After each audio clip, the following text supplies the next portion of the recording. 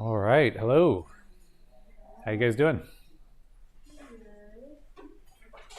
We've got the program, the study abroad program website fixed, so the application no longer sends you to try to pay for something about art in Ireland, whatever that is, or that's not us. So that should be fixed now. There is still the fee in place, but I will work with them to do some sort of refund or whatever that takes with the money we have. So please sign up if you haven't, if you are planning to go. I will definitely spend some more time, found some pictures. We'll talk about them and give you time to ask more questions or alleviate any final concerns, I hope, for anybody that's kind of on the fence. So, of course, anybody that's interested definitely would like to help you figure that decision out. And any of you that's not interested, totally understand that, or simply are not going to be able to. Totally respect that. So just whatever you need. And I've got a bunch of pictures from the first time I went, so we can look through those. I think I've got some others from the following times, but I'll have to dig around. It might be on an old hard drive or something. Okay, so aside from that, I've not yet posted any of the kind of assignment kind of stuff, so I will be working on that over the next week. So you'll have some more information coming soon, but not yet. Okay. So last time we left off, we were talking about kind of what is development, trying to define kind of why we care about development. What does that mean functionally, and what are some of the thoughts about that? And we're going to come back to a bit of the ethics of when do we intervene, or when do we put forward some effort to help somebody, right? That'll be more so our next lecture in light of the moral foundations. And the reason I'm taking sort of a careful approach here is because to bring development, or to involve ourselves in that sort of an ambition, there's a lot going on, and there's a lot in the environmental space in terms of, how do we help people? How do we solve the world's problems? And I think it's very important to be careful that in our, let's take, for example, a concern about the impacts that climate change would have on poor people, right? We're caring about human thriving there and caring about people being impacted. But if our solution is to tell them not to burn cheap fuels, what does that do to them? It impoverishes them. And so that's if we're not careful with our approach, we risk harming people thinking we're doing good. And that's probably even worse than just simply harming people. Because that's a way where you get more and more people on board with harming people unwittingly, right? And that's a pretty bad situation. So we're going to talk a little more about that. That's just kind of one example. But for the moment, I want to come back to this global health thing. Is that what we're up to? The book that we have seems to say that kind of that's the case in a way. And here's a little excerpt from that again. Global health can be found in a small child in Mali learning to wash her hands to prevent the spread of diarrheal disease. It appears in the work of a community erecting a water storage tank in the mountains of western Honduras, or village members pouring concrete slabs used for latrines in Timor-Leste. Global health is also present in groups of women constructing more efficient cooking stoves in Asia that not only reduce indoor air pollution, but also make better use of scarce tree resources. Okay, so when you think global health, there are entire fields of study. Like if you ever go for like a master's of public health or something, you might have one subset that's called global health. So that's probably kind of what this is referring to more specifically. So as you think about it as an engineer, what are your thoughts? Yeah, ever given any thought to global health in particular, or any distinction there? I need to make you to count to 5 again. Most of you were talking earlier, so. I think of water. Okay. Maybe water access. That's for the body. Good. I think the paragraph sums it up pretty well. Just improvements in things people do every day, so it makes it better for themselves and the environment. So kind of personal health as well as environment in the way where it connects to personal health kind of thing.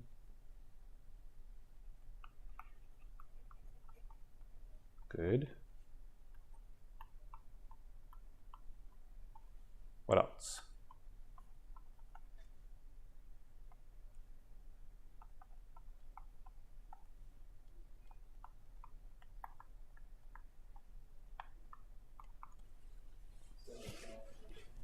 Okay, sanitation. And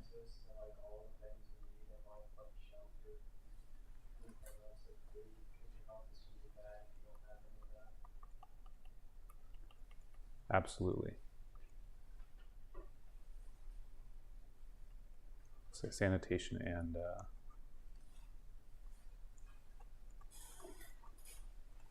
essential needs. And that's especially that access to it. Again, we're kind of coming to that concept. We have people in the United States that don't have access to shelter or showers. In some cases, maybe it's limited access. In some cases, there are people with no access and are actively trying to find access or things, and that's clearly a problem, right? And so it's global in that sense. It can be kind of anybody or anywhere. Anything else?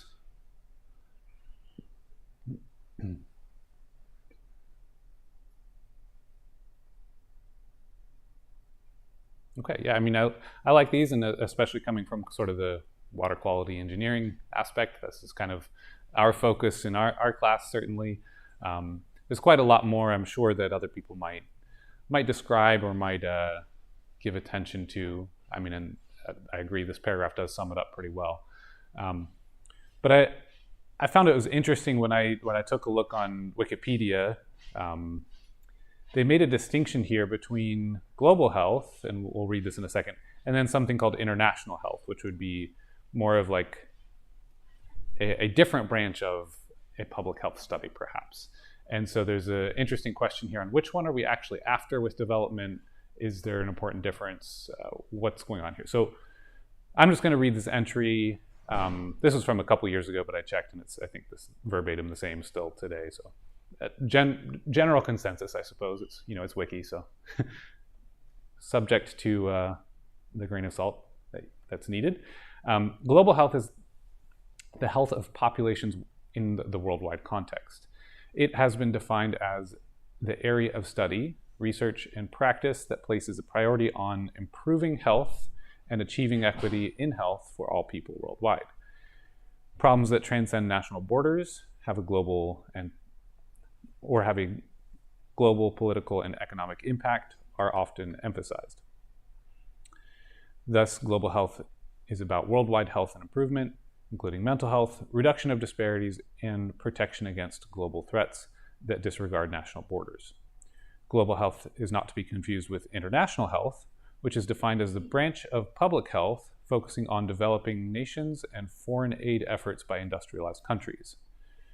Okay, so that's kind of interesting. That seems a little closer to what we're actually working towards. Just that little caveat. Developing nations, foreign aid efforts. As we think about water and wastewater treatment, I know it has been a while since we've actually focused on the topic of the class, right? Where we're starting from the big picture, heading towards that. As we think about that, I think that falls a little bit closer to whatever this international health definition is. As we consider what could we do to help as an industrialized nation to help a community that's not so industrialized. Global health can be measured as a function of various diseases and their prevalence throughout the world, and a threat to decrease the life expectancy in the present day. Estimates suggest that in a pre-modern poor world, life expectancy was around 30 years in all regions of the world. Now, take this with a big grain of salt.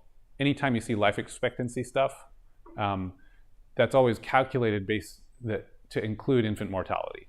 So if you average one person that lives to 90 and one person that lives to 90 days, then you've got a lifespan of 45 years, right? So anytime you're seeing this, if they've not accounted for that, there's a decent chance that people that did live a long time, that made it into adulthood, probably lived a reasonable amount of time. It's not that the length, like it's not that people died sooner necessarily by natural causes, it's just people were dying sooner from disease and things. I guess that's natural, but it's not that there was a hard cap limit like that. It wasn't that by the time you're in your 30s, you're usually dead, right? It would not be uncommon to see people in their 30s, right? That's kind of my point. Even if the total life expectancy was 30, it might be a 1 in 5 chance to make it to your 30s, but once you do, that's pretty normal, right? That would be more the way to think about it. So anyway, any thoughts on this definition of global health? Anything stand out to you?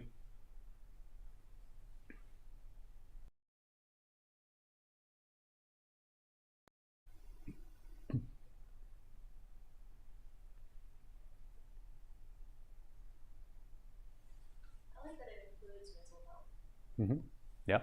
So well-being is important across a lot of dimensions, right? So as we think about what is prosperity, if your life is just depressing and you have poor mental health, then is that very prosperous? Maybe not so much, right? Any other thoughts, comments?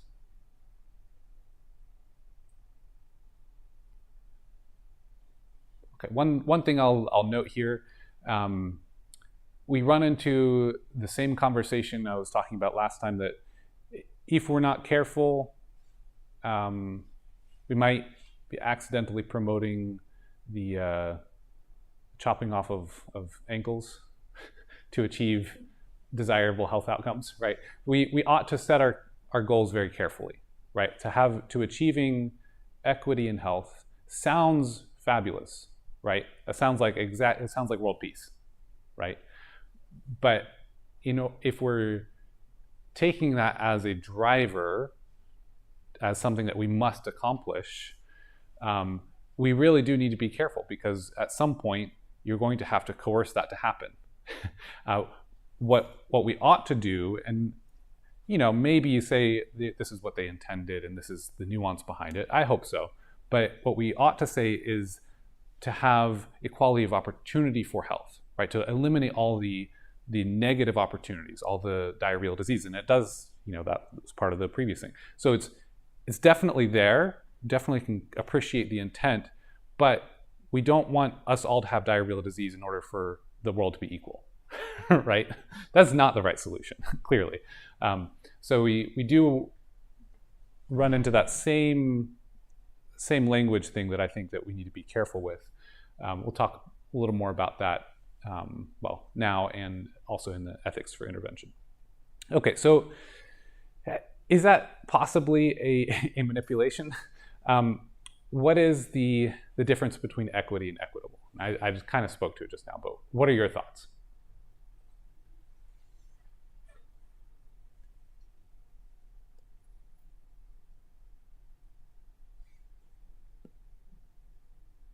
Equity is about the end result being equal, Mm-hmm. rather than the start being equal.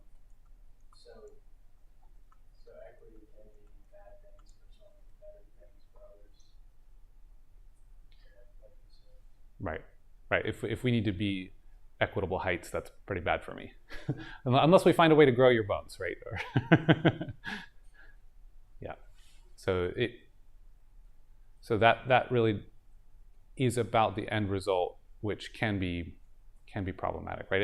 It's a little bit like getting the cart in front of the horse, if you've ever heard that phrase, right? You have the cart, which is kind of your prize, and you're trying to get it somewhere, or the goal that you're trying to achieve. You need to get the cart. You have a horse and a cart, and you're trying to get somewhere, right? We're trying to achieve good health for everybody in the world, right? Great cart, got a good horse. But if you put the cart in front of the horse, well, you can't see where you're going very well, and anytime you hit a bump, you're adding a lot of force to it. Whereas if you're pulling it, the natural force pulls it up and over with the wheel. Whereas if you've ever tried to push a buggy or a suitcase or something, and you hit a rut, if you're pushing it, it's a lot different than if you're pulling it, right? And so there's some concept there where it's like, this target might be exactly the right target. Let's get everybody healthy, happy, including mental health, all of that. Wonderful, absolutely the right cart to be pulling. But we need to be pulling it, not pushing it, right? So that's kind of my thought. And so equitable then would probably refer, I think, or any other thoughts on that before I talk?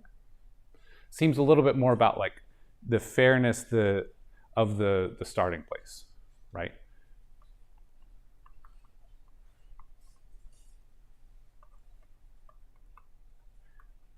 And in fact, if we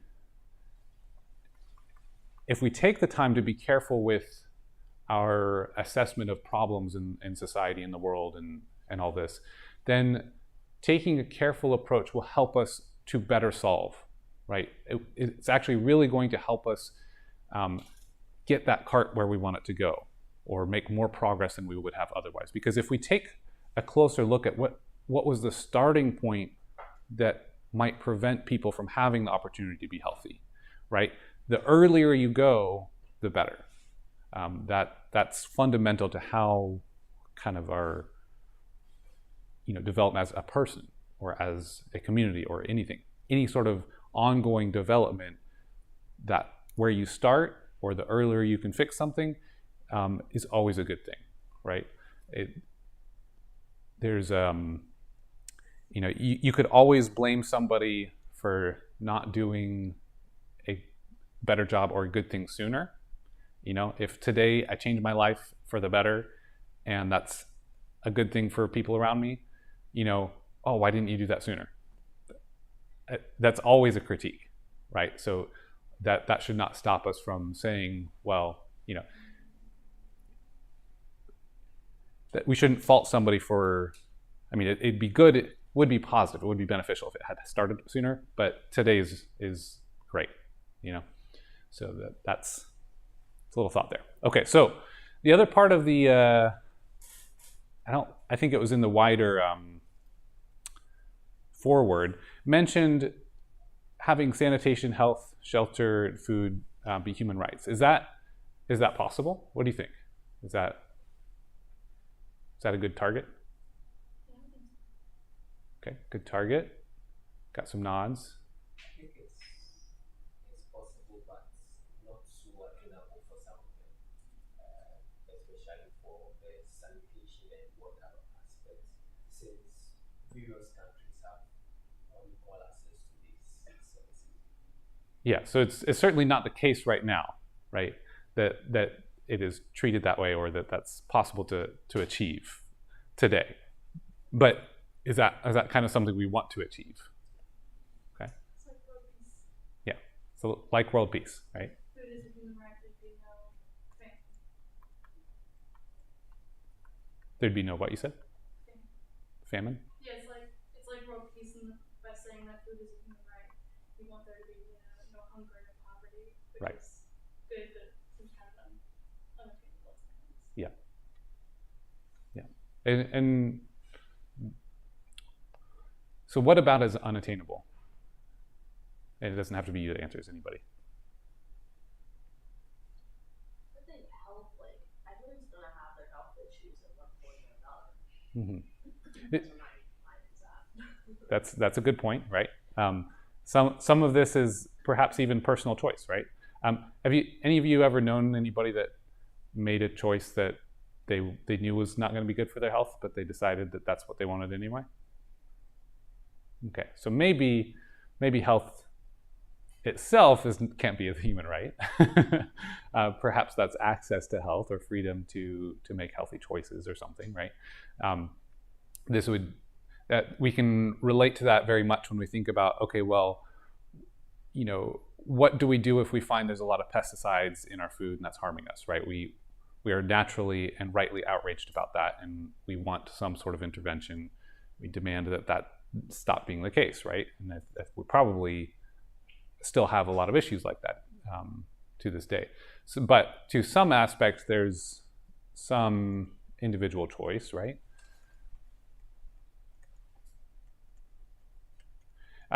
Even some people might choose not to have the conventional shelter, right? They might just have different life priorities, and yeah. I think like labeling and stuff like all that stuff up there, those are contingency items. I think labeling them as rights would be like, well, you know, like a right to shelter. But what if you just had a horrible earthquake and the whole city demolished? You have the right to seek shelter. You don't have the right to shelter. So it's not like objectively shelter.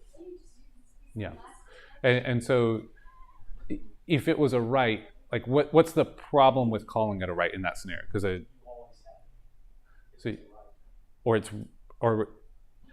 and so what would it look like to violate that right? To not have it. So if somebody just doesn't even have it, like the health example too, right? Then somebody's violating the rights. But who's violating the right then? Because we think sometimes about violating human rights, you know, and that's kind of why we relate to these words. It's a powerful phrase, human rights, and rightly so. Pardon the pun. So who do you think people would look to say like, hey, you're violating our human rights?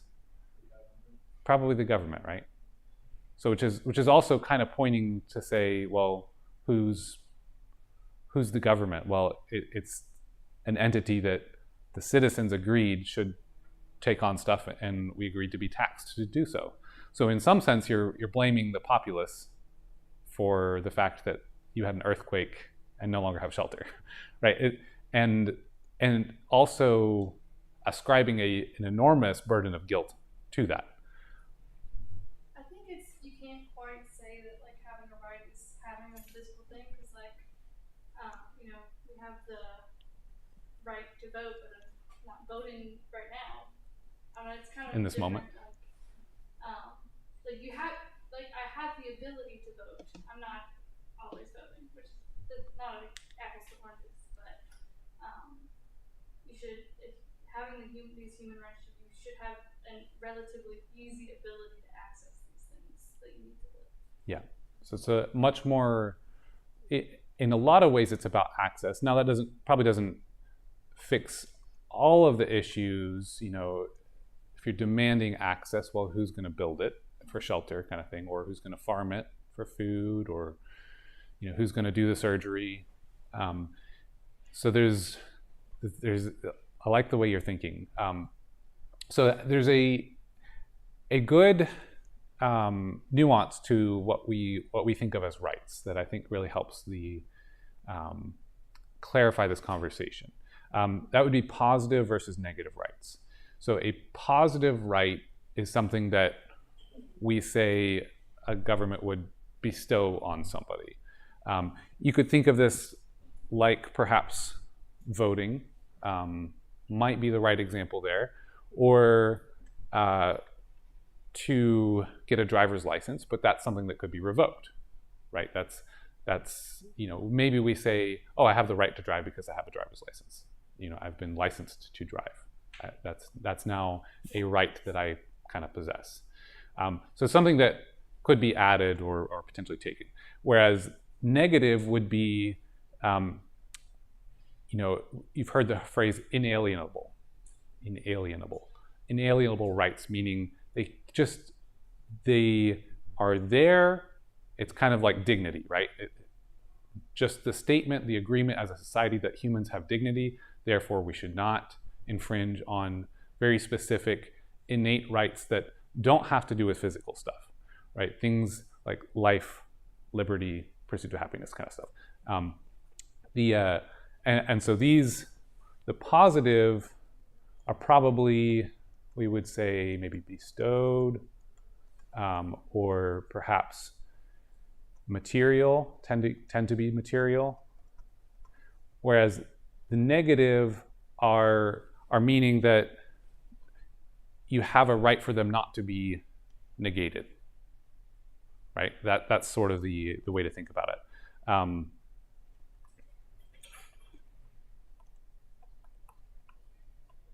Inalienable. Can't or should not be taken. So in that sense, if you were to forcibly take somebody's home, deprive them of their shelter, it's not that you, I think it's, the problem is not that you deprived them of their right to shelter, it's you've deprived them of their liberty, right, in doing so. So that is actually a bigger catch-all. So if there's something, maybe some dynamic, some legal thing where there was an injustice that involved taking away your freedom to decide where you wanted to live or how you wanted to be healthy or something, that's infringing on that inalienable right. So that's a human rights violation. But to say that, oh, everybody must have clean drinking water that's been chlorinated to such and such a degree at their tap at such a pressure, that's a great goal. I would love that. I think we all are here kind of to say, how can we make that possible, like, or get close, right? That's kind of what we're here for. But to say that's required, you're actually going to end up infringing on people's liberties to get there, right? So that and again, that reasoning, it's like we can agree on quite a lot in terms of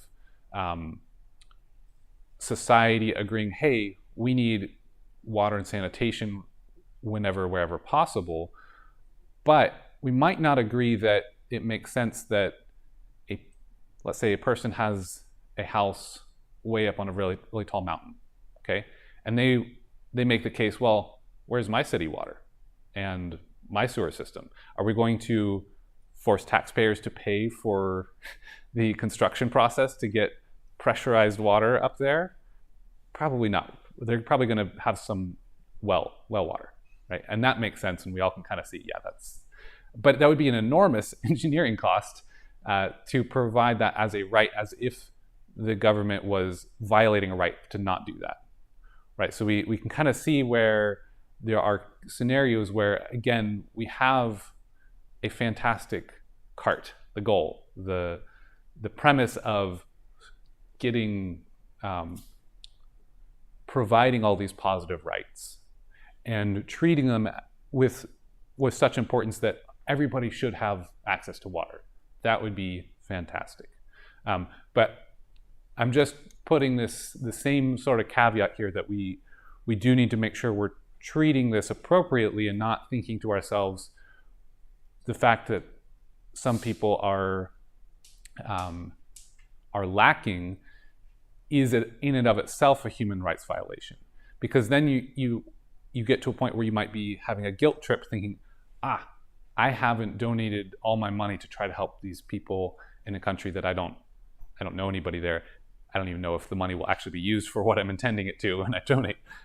There's a lot there, and there's a potential for manipulation, right? And that's kind of where I started here is, if we're not careful with the way we're talking about it and what we're expecting, it's possible to manipulate people, which is counterproductive to solving the problems.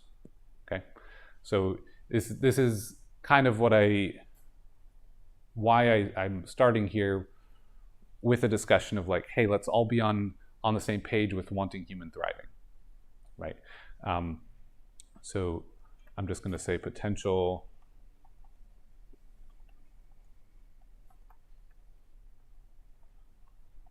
for manipulation. Okay.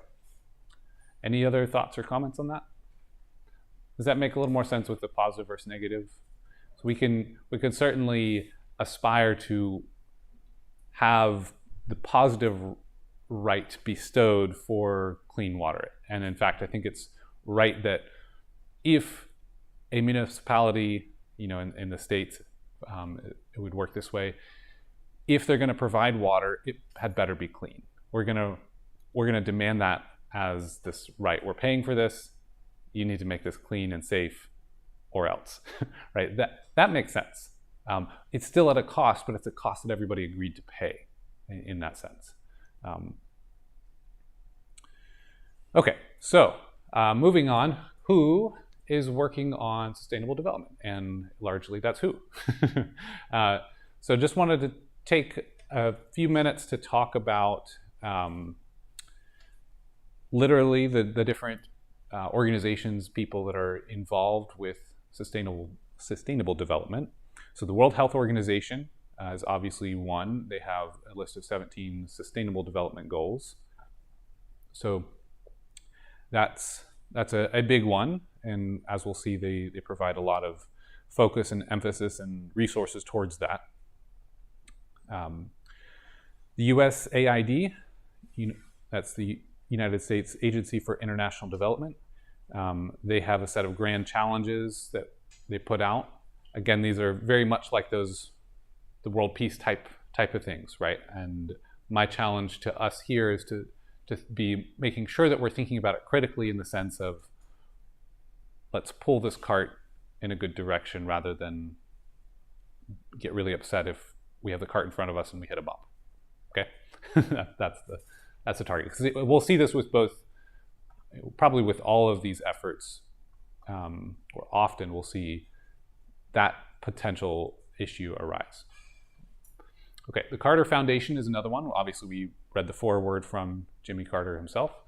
The Gates Foundation funds a lot of stuff towards, like, there's a reinvent the toilet thing that we'll talk about later in the semester. And then this one you may not have heard about, but the Copenhagen Consensus Center. There's a guy named Bjorn Lomborg.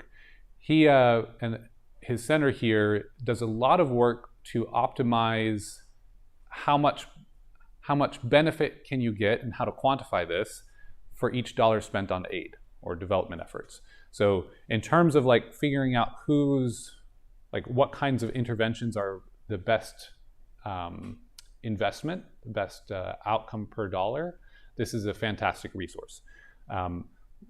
So he's an economist and an environmentalist kind of a person. So he's a very, very much a well-grounded person to look to for, okay, what's the smart way we can approach something like this? I find that he does not get the cart in front of his horse.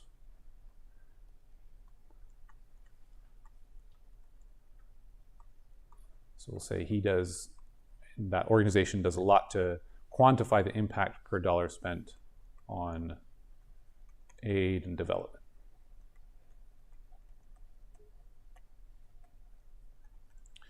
Okay, then of course there's a wide variety of religious organizations. It's not just Christians. There's all sorts, lots of different religions out there.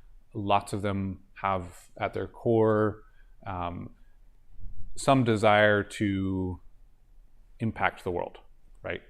Whether that's from some interest in spreading their own message or simply expressing what they believe to be good, right? So philanthropic stuff in general. Obviously, there are governmental agencies, there are private groups, and religious groups too, right? So that obviously the example would be Amigos for Christ in Nicaragua. So as we think about different organizations doing charitable things, working towards development, there is an important question here is, well, if some of these places are generating a bunch of fundraising with the aim of helping people, are there ways we can be sure that it's not just kind of like corruption and they're just pocketing a whole bunch of money? And so one good resource here, pull this up, it's Charity Navigator. So here you could look up all sorts of different organizations to see how they rate. There may be other rating agencies, but these will tell you, okay, I guess we can read more about their method, but we could probably find Amigos for Christ, for example, and see see how they rank. I happen to know that they're really serious about what they're doing and really serious about doing it well. So good to see that this rating people concur. But you could see and look at kind of historical ratings. You could see, there's quite a lot of stuff. You could even look into their finance, financials and accounting and all of that, and look at how they rate them. So if you ever have some sort of question, would take a look at Charity Navigator here. I bet we could find, let's say, the Gates Foundation, right? Not rated for some reason. So, if you have some curiosity, if you're kind of thinking of what's going on, and it's possible that that's somewhat subjective to their rating system and all that, but could be helpful. So if you have an interest, take a look there. Okay, but it kind of highlights one of the important aspects of working in developing context. You are managing a lot of money in order to help people. And that means you're fundraising a lot, and that means you are taking money and bringing it to a situation that the giver has very little experience or direct working knowledge with. So there's a lot of opportunity there for corruption, for greed to get in the way of what you're actually trying to do.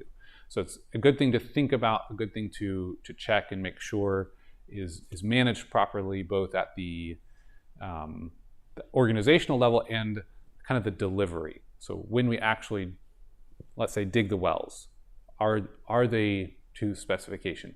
Is there somebody that goes and makes sure that these are actually being drilled 300 feet and not just 100 feet or whatever? There's aspects about that show us some of the importance of being on the ground and being there, having someone there to check of what's going on. Okay, so clearly our class is going to be largely focused on the 6th Sustainable Development Goal if we're looking at those. This is pretty convenient in the sense that they capture a lot of these efforts and distill it down into this one goal. However, I would say that it's quite possible that they're not capturing everything that's important, right? So we shouldn't treat the WHO as the only source of information on this, right? Or the only arbiter of what's important, right? That obviously goes down to the local level. It'll be good to take a look and see what their goals are, though. So that their SDG 6 says, ensure availability and sustainable management of water and sanitation for all. Okay, so that sounds pretty good. Availability and sustainable management. There are costs there, but that's part of why we're striving towards the goals. Okay, how can we reduce that cost? Are there technologies? What can we do to help a community or a country achieve that? Eben was saying, not all countries have the resources for that.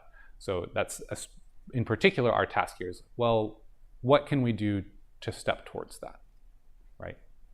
Okay, so the WHO in 2012, their water, sanitation, and hygiene report said 89% of the world had improved water supplies. We'll talk more about this later, but that just means there's some sort of a pipe, tap, or a standpipe, maybe a borehole, some sort of protected dug well would count, even protected springs or rainwater collection. So a lot of these still have room for contamination, but it's at least a little better from simply taking it from a local stream, right? That's kind of the point. So their definition of improved, 89% of the world had improved supplies. That's pretty good. That's still a lot of people without even that. But within this, there's still quite a bit of room for improvement. In addition, they estimated that 64% had access to basic sanitation. Okay, so sanitation, even a bigger problem. And sanitation is the nice word really for having appropriate toilets that can manage in a reasonable manner to keep human waste away from humans, right? That's the main thing about when we say sanitation. Would also, of course, include the ability to wash your hands and things like that. So there's a lot going on here with that. So I think that by 10, 12 years later, I think this should have improved. So I'll have to see if I can find some more current data. But 1 decade is only, we know that it hasn't all the way improved, right? So there's still going to be quite a lot more effort. So in a 2020 update here, we had different categories. We have drinking water at 74%. Says of the world's population uses a safely managed drinking water service. Again, that probably includes any of those improved ones, right? That could include a protected natural springs, which might be pretty good water, but it also could be contaminated in various forms from local agriculture or something, right? There's still possibilities there. So good, but maybe not ideal. Sanitation was at 54%. Of the world uses a safely managed sanitation service. 71% for hygiene, hand washing facilities, soap and water available at home. Okay, wastewater, 56% of the world's domestic wastewater is safely treated. That's safely treated here is probably meaning that it's safely taken away from humans and they don't have direct exposure. There's probably a pretty good chance that there is discharge of unsafe wastewater. I mean, even in Louisiana, we have a lot of places where we have aerated treatment systems. They're treating the water relatively safely and getting it away from the house, but then there's no disinfection and that water's in the ditch nearby. So there are plenty of places, even in the United States, that I would say that's maybe not completely safe, right? It's a lot better than it could be, but it's perhaps needs some improvement there. And that's in addition to that, there's some water quality issues there, because if those systems aren't operating well, the aerator might not be actually blowing air, just making sound, then you're not really getting much improvement for the water quality there. So water quality, 72% of the world's monitored water bodies. So check that out, monitored. How many water bodies do you think are monitored in Nicaragua? There's probably a few that have some sort of monitoring, Lake Managua, maybe a few others, but there's probably quite a few that don't, right? So that metric is a little interesting. And it says good ambient water quality. There's also a case to be made, well, there's probably some bayous that, had humans never existed, would not meet this criteria. It's just the nature of swampy areas, right? Okay, efficiency. We have some metric here. So $19 per cubic meter of water is the value added from water use.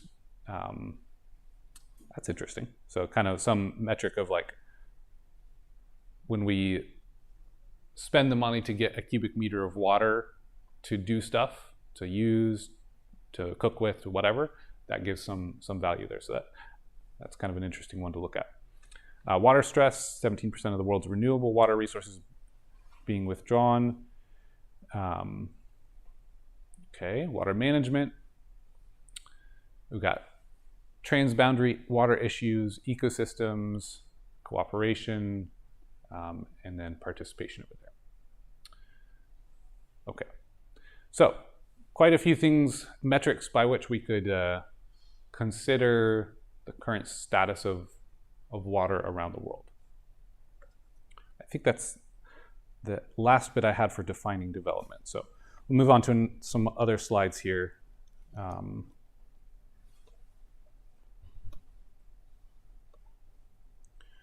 right. Any thoughts or comments on the world of water?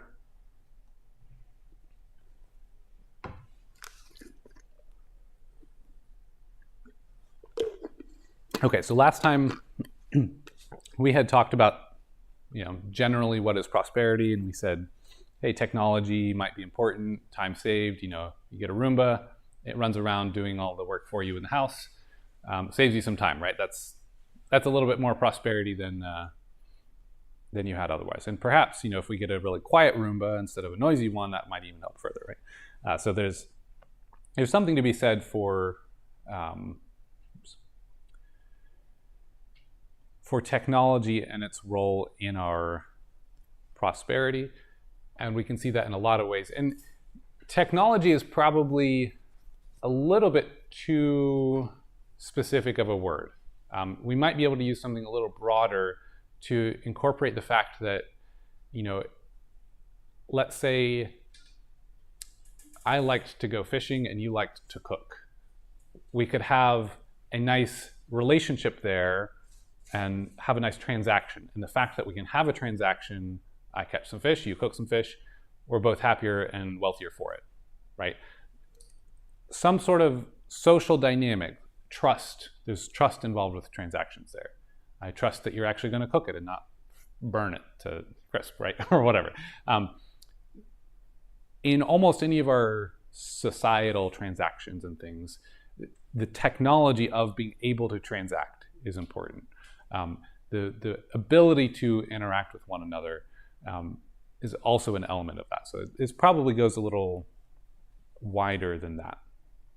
Okay, so I want you to do something. Take 5 minutes and grab your phone. Yep, gonna just take 5 minutes to look at your phone in class.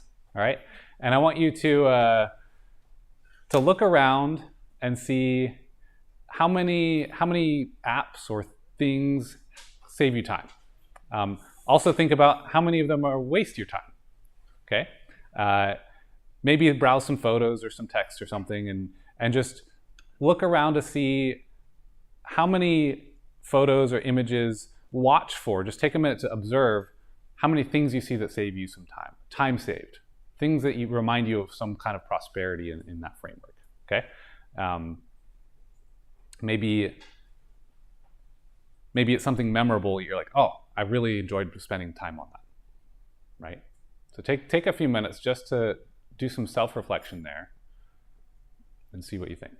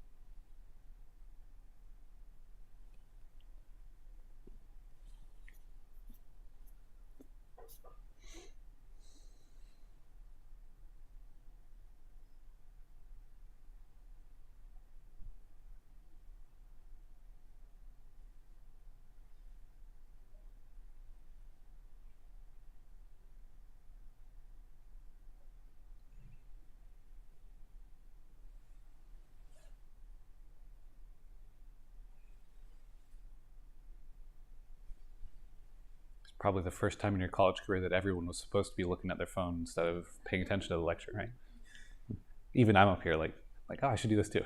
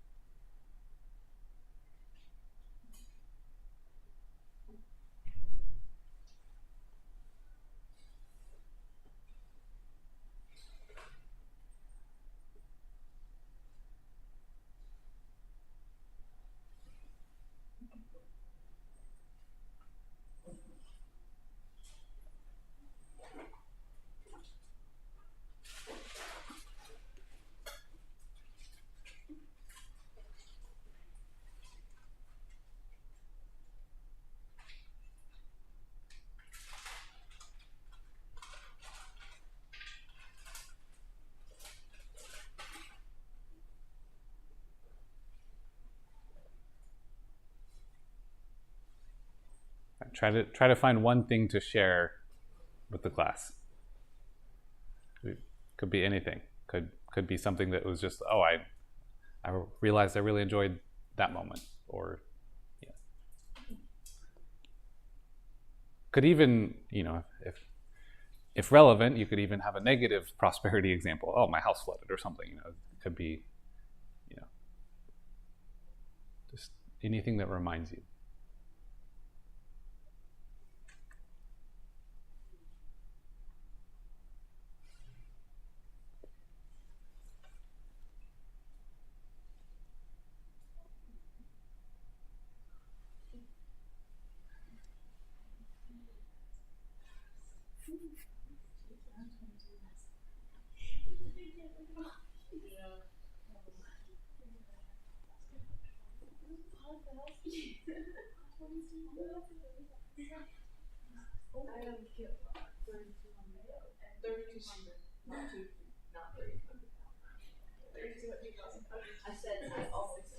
All right.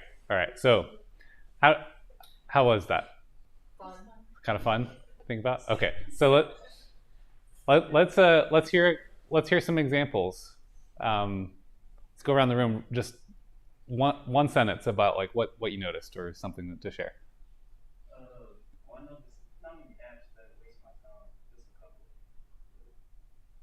As far as saving my time, I guess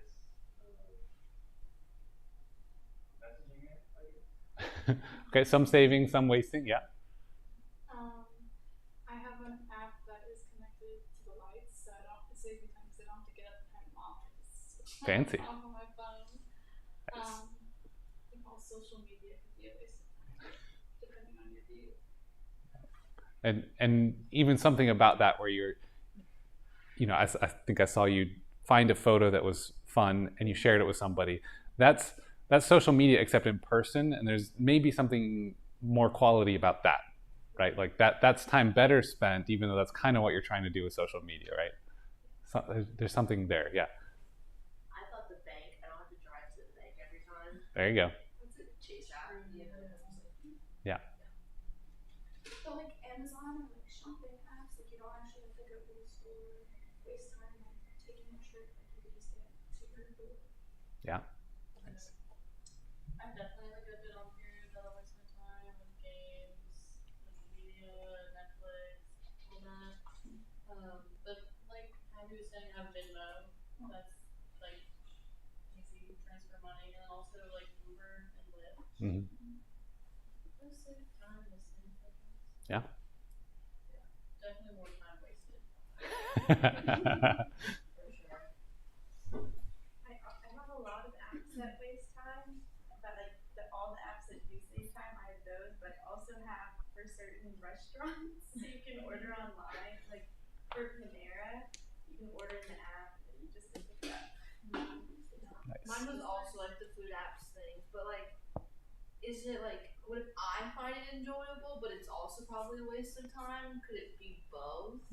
I was gonna say that, like, for example, I was going to my camera roll. I'm like, I could probably take one picture or something, but I take like 20.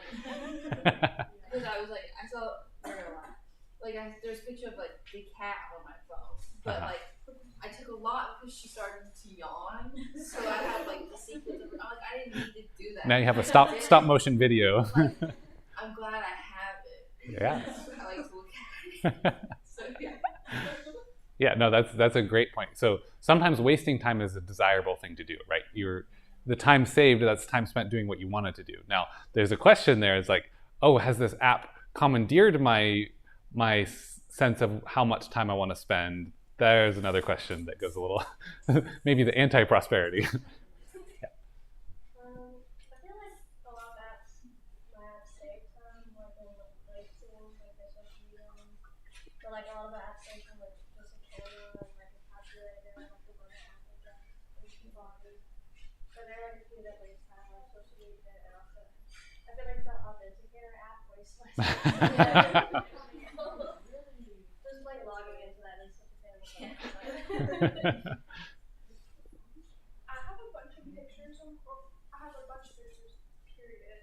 But a lot of my pictures is like taking pictures on like on board or something, and I don't have to write it down. I can just take a picture and like walk away. Nice. Yeah. So it saves a lot of time. I would say like 70% of my apps are to waste time on board, but like 30% of them are to save time. Like I have one that it's called Fish Rules, and it shows you like if you're fishing in any area, it shows you the bag limit on every species and what it Awesome. looks like. So it's pretty cool. So you don't know what Yeah. you call it, you know, you can keep it or if it's good to eat. Yeah. Yeah. Great. Yeah. Let's get apps that is my journey to the messaging apps. Mostly that's what I like. Mostly apps that save time, so also the same messaging app because that's where I was completely from. Yeah. To be honest, a lot of my stuff is just wasting time on board. I'm not gonna lie. But the ones that I do have that preserve time save my life a lot. Like I remember I have a Cash App because one of my friends needed like some money. I was like, oh, I have cash on, but you got Cash App. I was like, I don't know how you know that, but yeah. So, Yeah. And I have like a HelloFresh for cooking meals and stuff, and it's Yeah. easy to go out and Yeah. get food. So I just Yeah. make it. A lot of time saved, and you don't have to, find the recipe and do all that. The instructions are right there, right? Yeah. So it's a lot to think about. And a couple of you said like, when I'm bored, I'm wasting my time. Well, in a way, that's time saved. You didn't have anything to do while you're waiting in line for something, maybe, so you're having a little bit of entertainment, still kind of wasting time or burning. Maybe you're waiting at the airport or something. So in some sense, like I noticed for me, it's kind of surprising how many applications that might save me time once in a while or all the time, Google Maps or whatever. Audible for if I'm driving, commuting, listen to a book. That's actually making a lot better use of my driving time than it could have been, right? To an extent. My thing that I noticed though, I was looking through some of my photos, and I took some video of my dog encountering a creek a couple months ago, and it was just wonderfully fun. And it was just the fact that I could do that. It's like, excuse me. I just really liked that I was able to spend that time with my dog and enjoy that and capture the moment, right?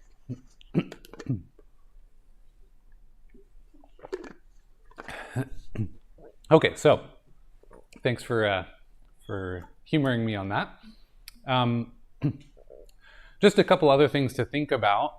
So what technologies allow you to spend more time with friends and family? That there's interesting dynamic to think about between posting photos and turning to your neighbor or your friend saying, hey, look at this, wasn't that funny? Something about that. Our modern lives, we have so many more opportunities to share what's going on in our lives with people, and having that connection is so important.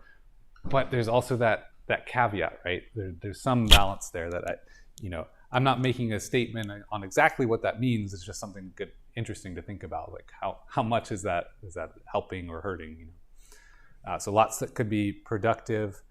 Okay, so and kind of coming a little bit more back to the class topic. Which of the following two can be more prosperous? A city with 1,000 people or a city with 10,000 people? And I mean prosperity per person. So I don't mean like net total prosperity. That might be good to think about too, but what do you think?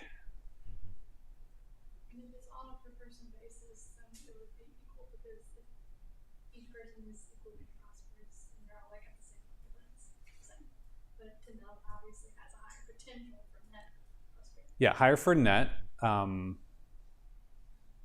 Probably won't let me write. Yeah, it's not letting me. So I'll say net verse per person.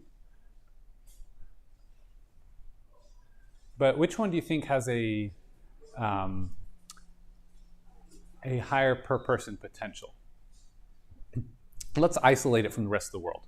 They have some sort of technologies. They're able to do stuff, but they're not shipping things in from other places in the world. There's no imports or exports. I would say 1 to 10,000 people. you to specialize in like occupations more. Like if you have a city of 1,000 people and you have no external trade, well, you have to like grow your own food, harvest your own food. You have to supply your own water.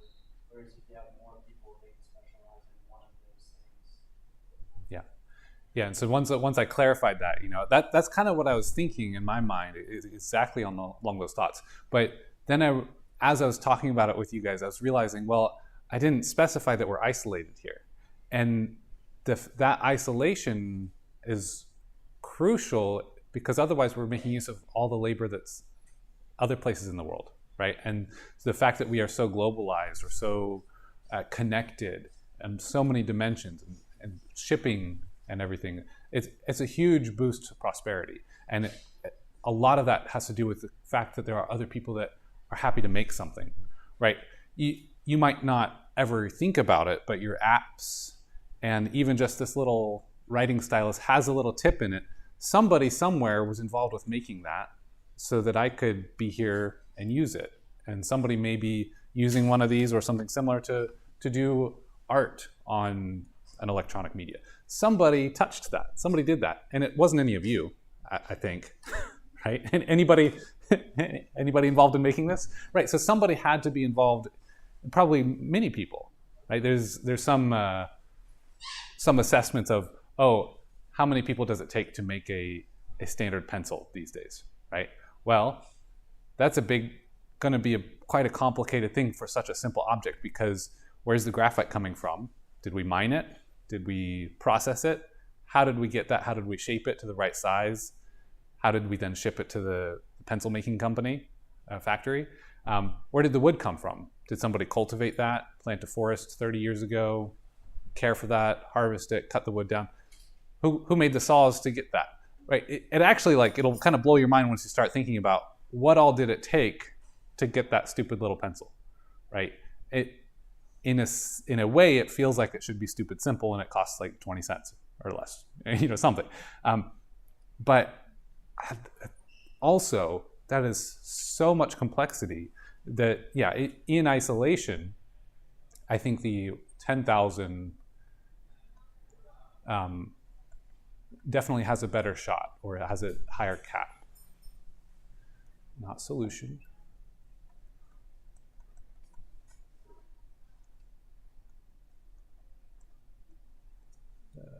We'll say.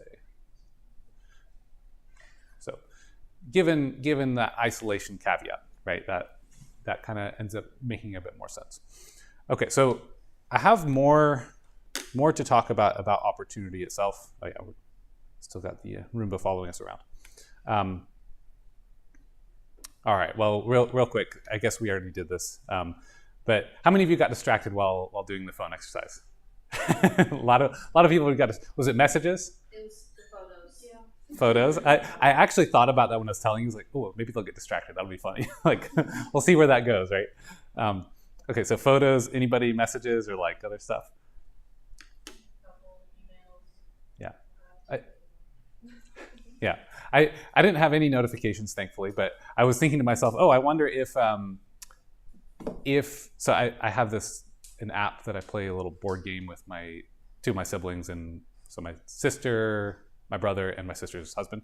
And so every couple of times a day, we'll just do a little 3 minutes doing a turn or something. It's like, I wonder if I'll get distracted. I let myself, but I'm spending time with my family, kind of, right? It's a good example of we're doing, maybe I'm letting you solve a problem in class. Sometimes I just don't have anything better to do, so check my email or whatever, right? So it kind of ties all that in right there. So, okay, so I didn't hear many of you specify technologies.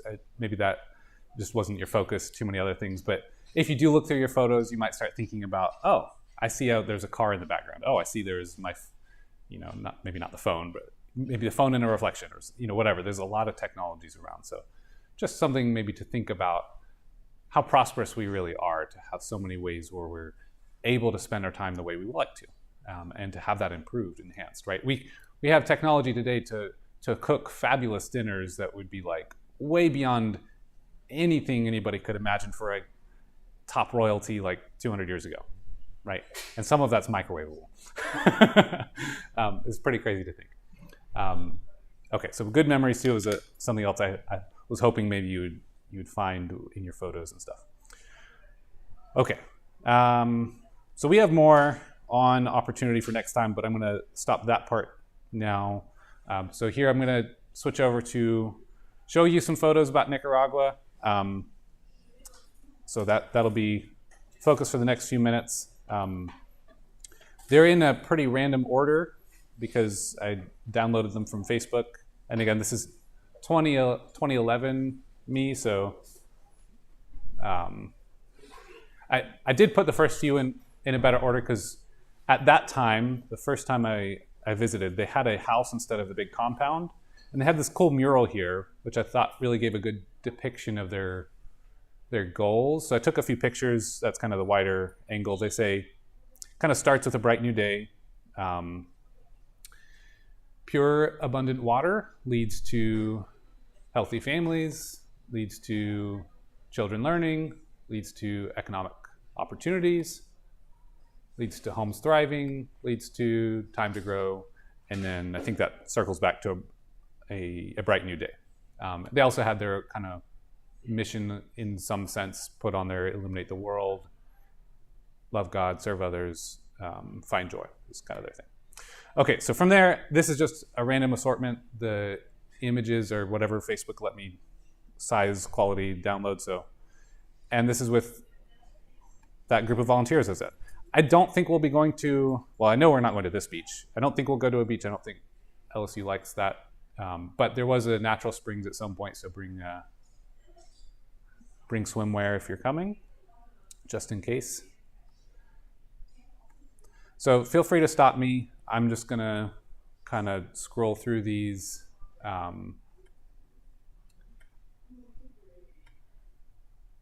Just to give you some looks at what the environment looks like down there.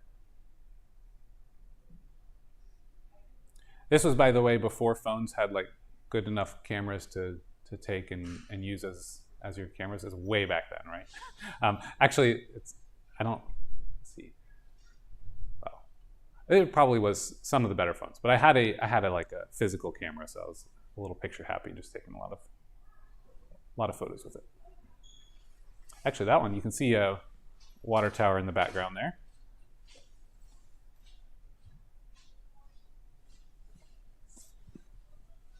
Yeah, whatever happened, it just completely reorganized the order, put them in some sort of random order.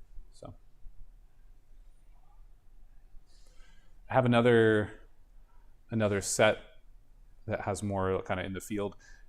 One of the neat things was there was a group that came down that week to put on a play, and they taught all the kids how to act and dressed them up in costume and everything, and actually put together an entire like theatrical play in 1 week. It was really impressive, and they did very well. Okay, so let me grab another set here.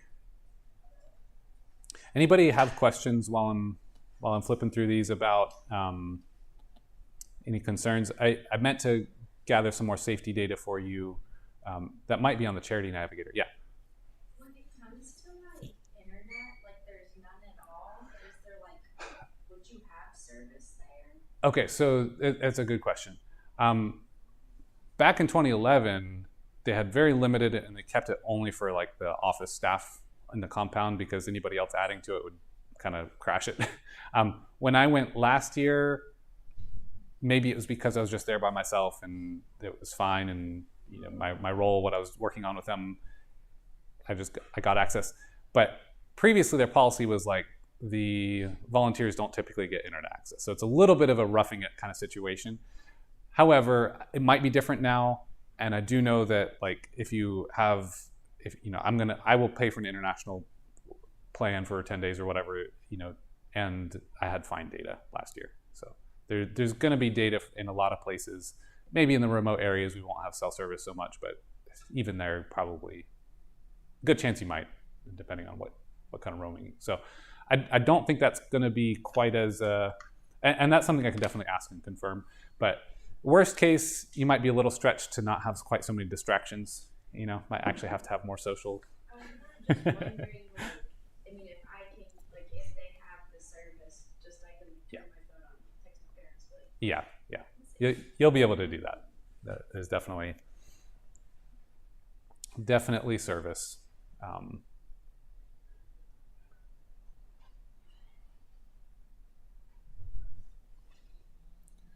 So some of these are, like this is probably one of the communities we were working in with the water. This is up on the mountain, so it's kind of funny that it's going up, back and forth between things. They have, Amigos has several different farms. Some of them are community farms. Let the people volunteer their efforts to maintain the farm and do the farm as a way to pay for children's meals that go to school. So they have a school program, and they have like this community farm system where part of the labor comes from the parents to support the food for the school, right? So there's some pretty neat things going on like that. Speaking of clean water, some kids enjoying that.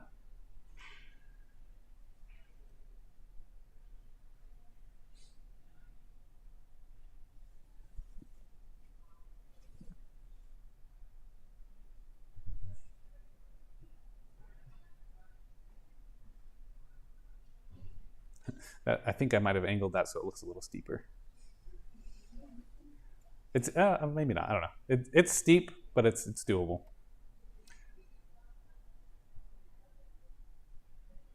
So one of the days, that first week, they knew I was kind of a water sort of a guy, was grad student doing water quality stuff.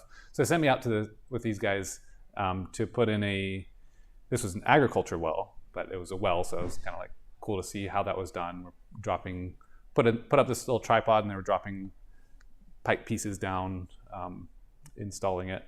So there's probably a photo somewhere of that flowing. This is a picture of the little bus we took from on top of the hill. So it'll be a big yellow school bus with really nice off-road tires. It's an impressive thing.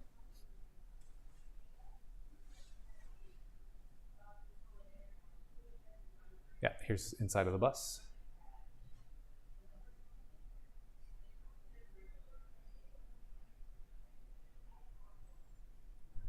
Any other questions, thoughts? Anybody still on the fence? Bless you. Here's the crazies that are going to go sled down it. We don't do that.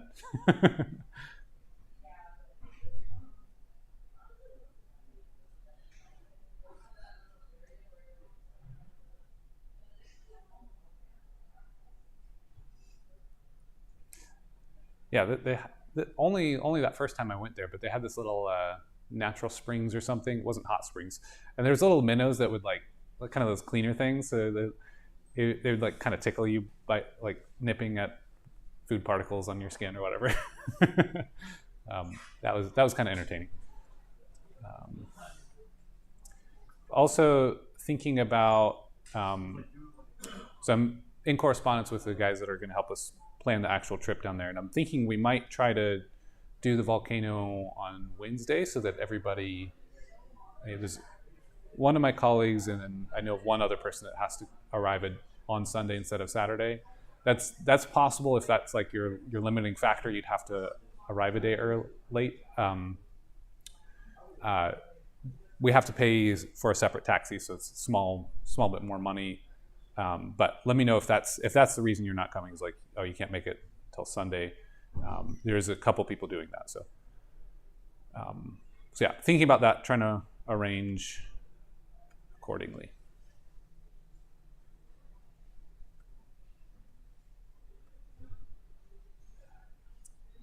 Yeah, he was more on that well. That's Tomas there. He's fun. He knows English pretty well, and is a friendly guy.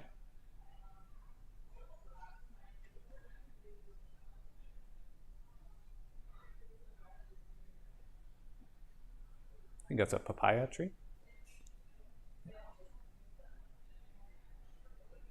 There it is. We got it working. No, pretty much they did. I was there for moral support and see what was going on.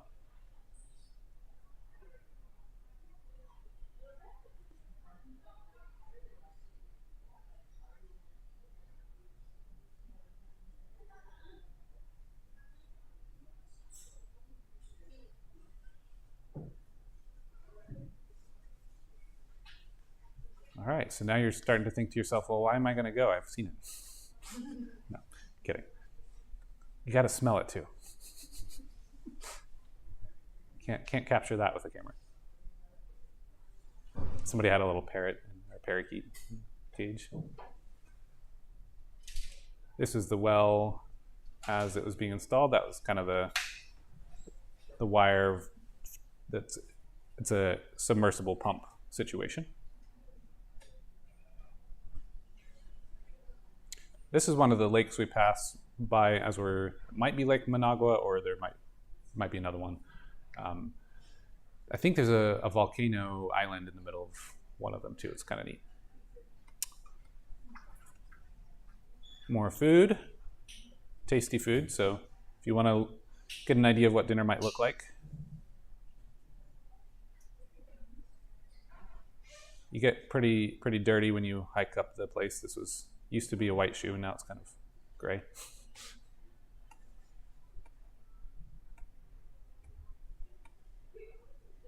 Some digging, some doing trenches in action. A lot of cattle around. Get some, might see some cowboy action, maybe on the back of a motorcycle, but probably horseback.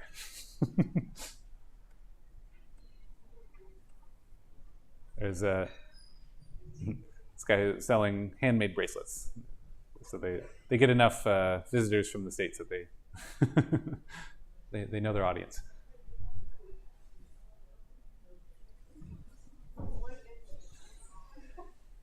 What's that?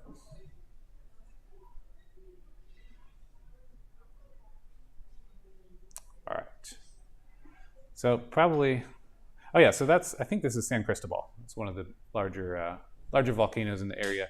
Sometimes you'll have, there will be ash from the volcanoes that falling if they're pretty active. So sometimes it's just them burning sugarcane and just little fluffs of sugarcane. You're like, oh no, it's the the volcanic stuff. No.